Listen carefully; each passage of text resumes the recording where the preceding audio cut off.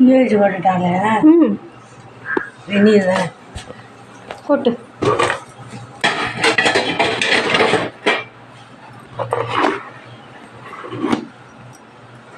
பார்த்து கொட்டு, இதில் இடிச்சிக்காத. வியூவர்ஸ் இப்போ பாருங்கள், சுண்டைக்காய் வந்து நம்ம உப்புல தண்ணியில் வேக வச்சது. அந்த தண்ணியை ஃபில்ட்ரு பண்ணிக்கிறோம். ஃபில்டர் பண்ணி இப்படி வடிகட்டி கொஞ்சம் நேரம் வச்சிடணும். சுண்டை வத்தை போடுறது சிம்பிள் ப்ராசஸ் தான். பட் அவங்க ரொம்ப பரம்பரையாக பண்ணிட்டு வரதுனால ப்ரொசீஜர் இது இப்படி தான் பண்ணுறாங்க.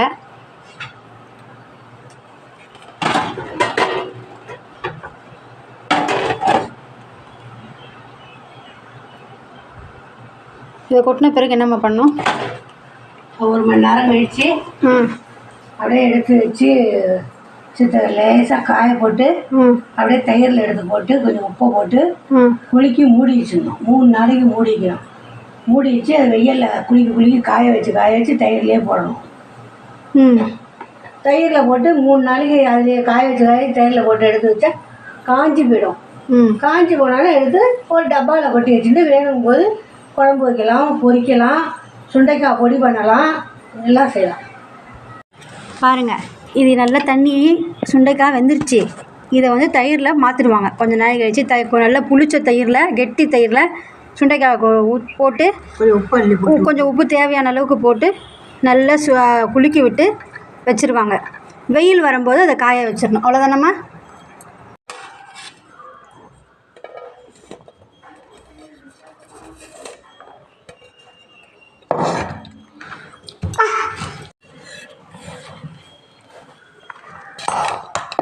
இது எத்தனை நாள்மா அந்த மாதிரி தயிரில் ஊற வச்சு பண்ணணும்? 3 நாள் 4 நாள் அவ்வளோதான். ஊற வச்சு 3ஆம் நாள் எடுத்து காய போட்டு மறுபடியும் அந்த தயிர்லேயே போடணும். 4ஆம் நாளும் அந்தமாரி காய போட்டு தயிர்லேயே போட்டு குலுக்கி விடுவோம். தயிரும் காஞ்சி போயிடும், சுண்டை வத்தலும் காஞ்சி போயிடும். ஊற வச்சு மூடி வச்சுட்டு 2 நாள் தான் காய வச்சு இதுலேயே போடணும்.